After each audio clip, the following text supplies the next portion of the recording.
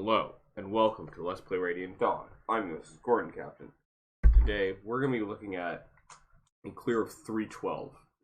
So 312 is perhaps the last time I'll be doing this map, in spite of being a person who's done this map over and over again. But I need to demonstrate that you don't need the energy drop to 2-turn 312. And you can do it instead with Speedwing Master Crown Tauroneo exclusively. This means that 2-turning 312 is something that is exclusively important for Speedwing Master Crown Tauroneo, and anything else is just fluff. So on to the clear itself.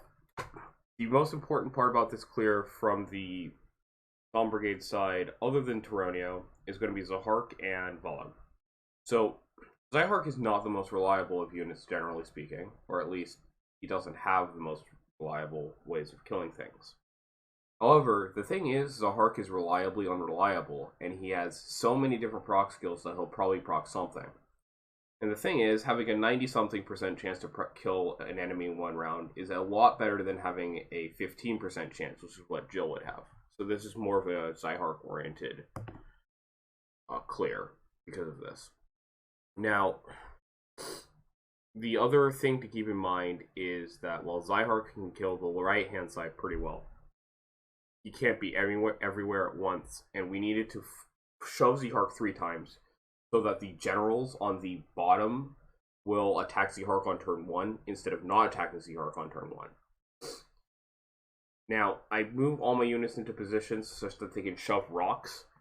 Jill is going to need to rescue Leonardo after he shoves his rock, and then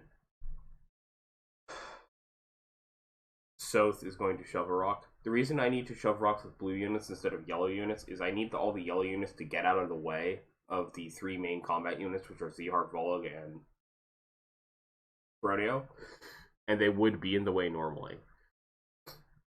So here I have Zahark Volog support. Now, I think optimally you would want either like Nolan Zahark support and Aaron Volog support, or Nolan Volog support and Aaron Zahark support.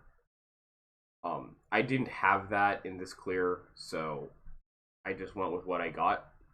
But it would be optimal to do it that way, so this way Volog could on turn 2 actually use the support partner for some additional avoid gains. It's not completely necessary, but if he gets attacked by 2 halberdiers, it increases his chance of death enough that you might consider it.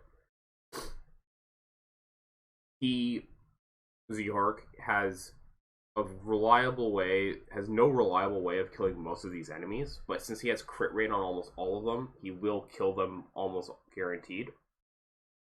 However, there is one general on this clear that Zahark already killed that you need to kill with a critical hit before turn 2. Otherwise, I couldn't find a way to beat this map without that kill, because this map has a fairly exact number of enemies it needs to kill. Now, there are possible solutions to this, mostly stemming from changing the rock ordering. If you could somehow find a way for the turn 2 generals to attack in a way that the Steel Poleaxe guy attacks last, then you would very easily be able to 2-turn this map, because you wouldn't have to rely on killing every single enemy. You'd be able to kill all the generals, and then you'd be able to switch to Storm Sword to Storm Sword down the archers. So I've equipped Tauroneo with an 18-use hand axe on the left-hand side. There's exactly one enemy that could trigger Luna on this turn. Tauroneo has an 11% chance of proccing Luna, 12% chance of proccing Luna, and if you proc Luna, well, you better hope you proc Luna a second time. So, it does happen. And then, on top of Tauroneo, we have the right-hand side. Zahark doesn't need to kill every single enemy. He can get away with not killing halberdiers as long as he has a path to the bottom from his position. But if he fails to kill the generals, that's a problem. So on the second turn, we need Tauroneo to have an 18-use hand axe. We also need him to have a 1-use 2-range weapon. I have a javelin here that I had at 1-use. You could use a 1-use short spear, a 1-use steel sword. There's a lot of options for 1-use weapons. So here, well, it uses his Lagoon Stone to transform. Transforming Volug with the Lagoon Stone is going to let him kill all the enemies that he set up kills for, except he won't be able to kill a general. Now, this is another way you could optimize it. If you had Jill attack the general that's in the that's on the bottom,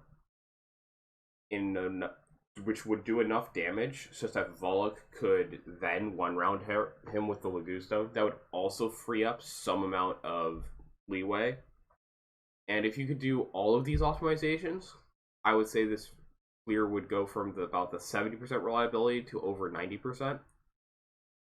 It's a pretty good clear, but it could be a lot better if you had those small optimizations. So with this chip damage on all the enemies on the bottom, Volog, after transformation with S Strike, is able to one-round them using his Lagoon Stone, but Volog without S Strike wouldn't be able to one-round them. I have Leonardo shove the rock and Joe rescue him, but it might be better if you don't do that, if you could somehow find a way for the AI manip to work. Or even if the AI manip doesn't work, it might be better just so this red general on the right doesn't get attacked. Now, this enemy phase, I equipped Tauroneo with the Brave Axe. Tauroneo is probably going to use about 12 uses of the Brave Axe, less Luna procs. And then on 313, he's probably going to use 12 uses of Brave Axe again. So the way I would describe it is that the Brave Axe's uses is probably going to be very stressed by both this and 3.6 and 3.13. And you'll probably have a small number of Brave Axe uses left for Tower, but you probably won't be able to use the Brave Axe at any point before Tower, and probably won't be able to use the Brave Axe unless it is blessed in Tower, which won't matter too much in Tower, because the only map where that matters is 4E1.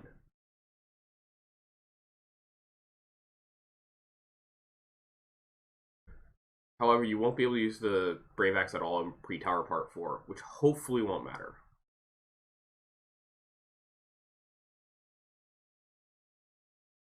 So these are the archers that if you could have changed the silver poleaxe positioning, you would have been able to kill.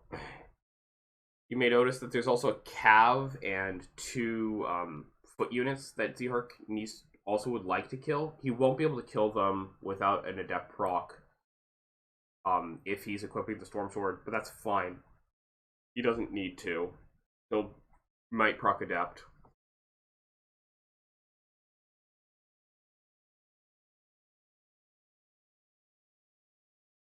And with this clear, that is 312 cleared in 2 turns. I'll see you guys next time for real runs. Bye.